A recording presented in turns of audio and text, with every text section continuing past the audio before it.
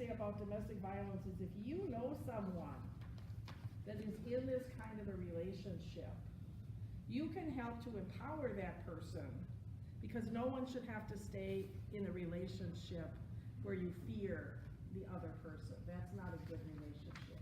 A relationship built on fear is not a good relationship. I don't know what, in the country of Liberia, is domestic abuse something that, however the husband wants to treat the wife is good and no one can interfere? Is that the cultural approach?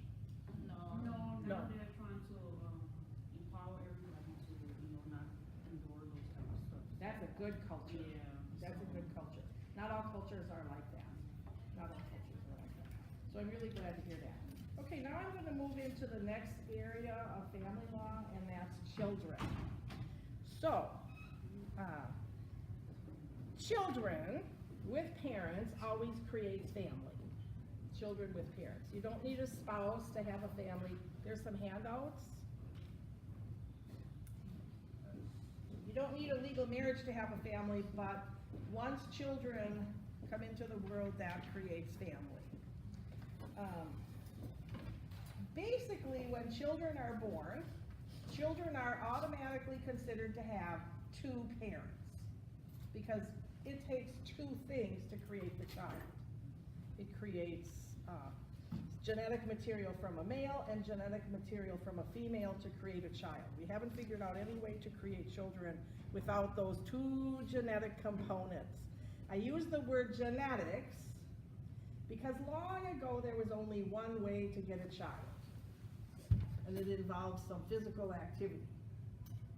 Now we have many ways to create children because our science has brought us other ways to create children, where you can join the two genetic materials in a petri dish and implant a living embryo into a person.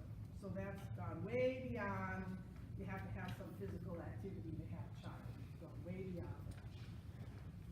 Children under the law are always considered to have two parents. We don't always know who the two parents are, depending on how the child was created. If a man and a woman are legally married, because you still need genetic material from two. If the man and the woman are legally married and the child is born, that child is automatically under law considered to be the child of that man and that woman. It doesn't matter if there was other male genetic material that created that child. It wouldn't matter if the woman went to have relations with another man that wasn't her husband.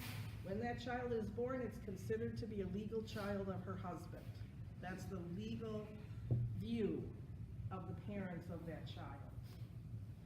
So children are always going to have two parents. Outside of the legal marriage relationship, and even within the legal marriage relationship, if there's another man that contributed to the child is still legally the child of the husband. Outside of the marriage relationship, we generally know who the mother is. By law, the mother is the one who's there when the child is born, because the mother's always there when the child is born, right? Where does the child come out? Well, we assume that the child is born, and that's the mother. However, now we have gestational carriers. We have women that carry a child in the womb, and that child is not genetically linked to that woman. So when that child is born, and we have this law that says the person who's there when the child is born is the mother, is that person the mother? Now, if she's carrying a child for another, she's not genetically the mother, right? But is she legally the mother? See, this is where law becomes tricky. Law becomes tricky because facts make the application of the law kind of weird, or, it shouldn't be. If this woman is carrying a child for another, she should not be considered the legal mother. considered the legal mother, because our law says who's ever there when the child is born is the legal mother. So that means to identify the actual parents of the child, some legal things have to happen. In a gestational carrier, she's there, the child is born, she's considered the legal mother, so then she has to sign a document saying, I'm not the legal mother. I want the protection worker has to investigate the circumstances reported. And there has to be an investigation. Now, the investigation can include a child support or a child welfare worker going to the school and talking to the child without the knowledge of the parents. That is actually permitted for the child protection worker to go to the school and talk to the child. The child protection worker doesn't always go to the school to talk to the child. It depends on what's being reported, and it depends on the severity of the allegation. So it can't be automatically go to the school and talk to the child, but it is possible for a child welfare worker to go to the school and talk to the child without the parent knowing it. The next thing the child protection worker has to do is contact the parents. The contact can be done by a telephone call. The contact can also be done by a child protection worker coming to the home and knocking on the door. One is called an announced visit, telephone call first, visit to the house. That's an announced visit. Go to the house, apartment, knock on the door, that's called unannounced visit. When the person contacts you on the telephone, chances are the child protection worker will tell you that a report has been made and ask you a few questions about the report. You can answer those questions on the telephone. You can also choose not to answer the questions. You are not required to answer the questions.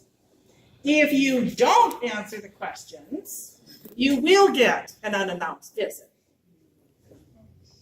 You will have someone come to the door. If someone comes to the door, you have to open the door and talk to the person. However, you do not legally have to allow that person to enter your home. You can talk to the person at the door.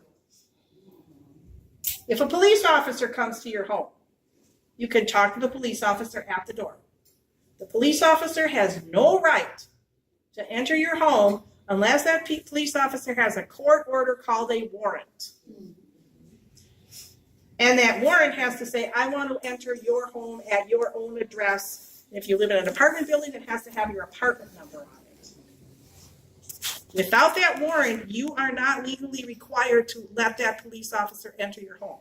Whether you're a citizen, whether you're a non-citizen, it does not matter. The protections are there for anyone who's in the United States. It is not dependent on citizenship. It is not dependent on how long you've been in the United States. It does not depend on whether you're legally an immigrant in the United States. If you have illegal status, it does not matter. You have that protection. So you do have to talk to the child worker, but no entering the home without a warrant. And if the allegation in the report is found to be true, the word for true is credible. If the allegation is found to be true, your child went out when it was 20 below without a hat and gloves. That is actually neglect because children can get frostbite. Now, if they escape out the door and you have to run down the block and get them, you're probably protected. Some children like to escape. Most children escaping when it's this cold will get in the house really fast. But, you know, if somebody sees a child outside without a hat and coat, they might call Child Protective Services. That family's not taking care of their child. They're letting their child out without a hat and coat. Could be reported. Okay? So, if it's reported. So the parent has to talk. I mean, there is going to be an investigation. If it's found to be true, that doesn't mean the children are taken away automatically. What it means is the state has the obligation to provide services to the parents to correct the abuse. If it's not sending a child to school, the state has to work with the parent on how to send the child to school.